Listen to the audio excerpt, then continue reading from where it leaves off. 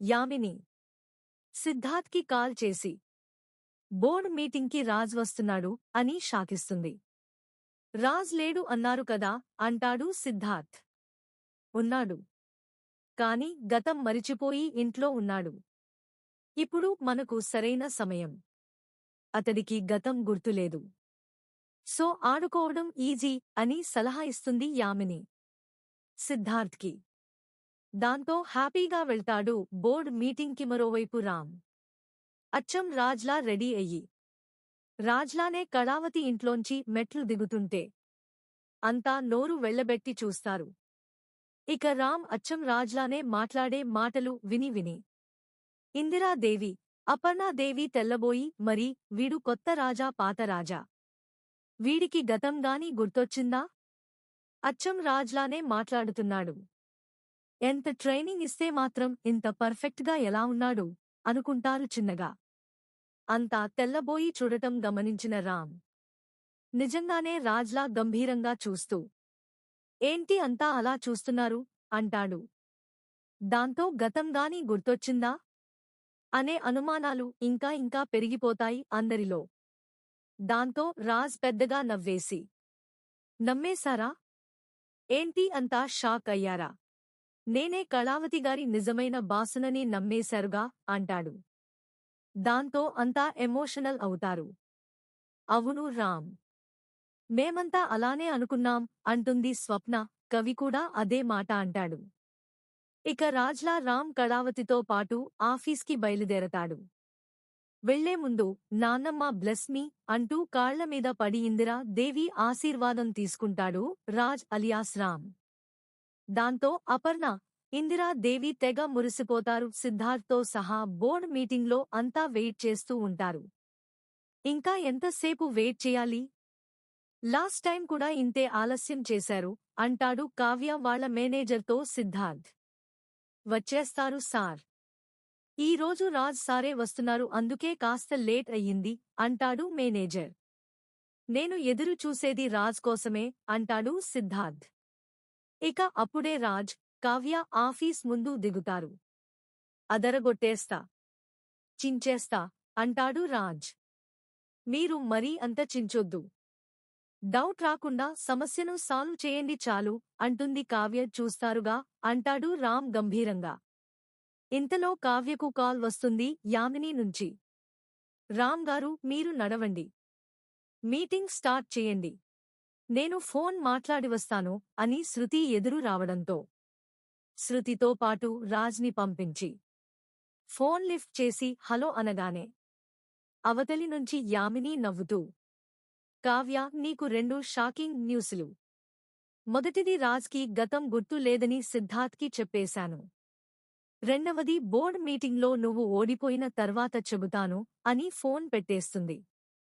కావ్యకు తల తిరిగినంత పని అవుతుంది. కంపెనీ బోర్డింగ్ మీటింగ్ కాకుండా ఆ యామిని ఇంకేదైనా ప్లాన్ చేసిందేమో అన్న కంగారుతో స్వప్నకు కాల్ చేస్తుంది కావ్య. అక్క అంతా ఇంట్లోనే ఉన్నారు కదా, ఎందుకైనా మంచిది అంతా జాగ్రత్తగా ఉండండి. మరో ప్లాన్ ఏదో ఉందని చెప్పింది. అదేంటో చెప్పలేదు ఆ యామిని అంటూ విషయం చెప్పి ఫోన్ పెట్టేస్తుంది కావ్య. వెంటనే అప్పుకి కాల్ చేస్తుంది. అప్పు ఆ యామిని ఏదో ప్లాన్ చేస్తుందే, నువ్వు జాగ్రత్త అంటే, అయ్యో అక్కా దానికి అంత సీన్ లేదులే. నిన్ను బోర్డ్ మీటింగ్కి వెళ్లకుండా ఆలోచించేలా చేయడమే తన ప్లాన్ ఏమో. ముందు మీటింగ్కి వెళ్ళు అక్కా అంటుంది అప్పు. దాంతో అది నిజమే అనుకుంటూ కావ్య మీటింగ్కి పరుగుతీస్తుంది. ఇక బోర్డ్ మీటింగ్లో రామ్ అచ్చం రాజ్లానే బిల్డప్గా గంభీరంగా కనిపిస్తూ మీటింగ్లో మాట్లాడుతూ ఉంటాడు. మిగిలిన బోర్డ్ మెంబర్స్ అంతా పైకి లేస్తారు రాజ్ని చూసి. కానీ సిద్ధార్థ్ అస్సలు లేవడు. పొగరుగా చూస్తుంటాడు. హలో రాజ్ ఎలా ఉన్నావంటూ పొగరుగా పలకరిస్తాడు. కొత్తగా ఏమైనా కనిపిస్తున్నానా? బాగానే ఉన్నాను కదా అంటూ తిక్క సమాధానం ఇస్తాడు రాజ్ ఆ సిద్ధార్థ్కి. ఇంతలో మిగిలిన బోర్డ్ మెంబర్స్ అంతా రాజ్ని ప్రేమగా ఇష్టంగా పలకరిస్తారు. ఇక రాజ్ ఈ మీటింగ్ దేనికి అనడంతో సిద్ధార్థ్ అందుకుంటాడు.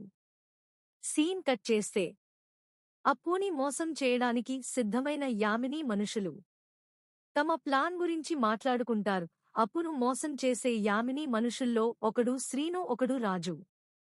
ఒకడు అప్పు తీసుకున్నవాడు, ఒకడు ఇవ్వాల్సినవాడు. అయితే ఆల్రెడీ పోలీస్ స్టేషన్ బయటే ఉన్న ఆ ఇద్దరు ఏసీబీ వాళ్ల కోసం ఎదురు చూస్తూ ఉంటారు. నాకో చిన్న డౌట్రా, లంచం తీసుకుంటున్నట్లుగా క్రియేట్ చేసి ఆ లేడీ పోలీస్ని పట్టించమని ఆ యామిని మేడం చెప్పారు కదా. సరే కాని ఆ ఇచ్చే డబ్బులు ఏదో మనమే ఇవ్వచ్చుగా. ఆ ఏసీపీ వాళ్ళు మనకు ఎందుకు డబ్బు ఇస్తున్నారు అంటాడు రాజు. శ్రీనుతో మనం ఆల్రెడీ ఆ ఏసీబీ వాళ్ళకి ఆ లేడీ పోలీస్ అప్పు మనల్ని లంచం అడిగింది అని చెప్పాం కదా. ఇప్పుడు వాళ్ళొచ్చి మనకు ఇచ్చే డబ్బుల నోట్ల మీద ఏ నంబర్లు అయితే ఉంటాయో అది రాసి పెట్టుకుని ఉంటారు. మనం ఆ డబ్బు తీసుకుని ఆ పోలీస్కి ఇవ్వగానే వాళ్ళు లోపలికి వచ్చి ఆమె చేతిలోని డబ్బు మీద ఉన్న నంబర్స్, వాళ్ళు రాసుకున్న నంబర్స్ కరెక్టేనని ఫిక్స్ అయ్యి అప్పుడు అరెస్టు చేస్తారు. గవర్నమెంట్ ఆఫీసర్ని అరెస్టు చేయడమంటే అంత ఈజీ కాదు అంటాడు శ్రీను. రాజుతో ఇంతలో ఏసీబీ వాళ్ళు కారులో వస్తారు. వెంటనే ఈ శ్రీను, రాజు కలిసి వాళ్ల దగ్గరకు వెళ్లి నిలబడతారు. నిజంగానే ఆవిడ మిమ్మల్ని లంచం అడిగింది కదా అంటాడు అందులో ఒక ఆఫీసర్. అవును సార్.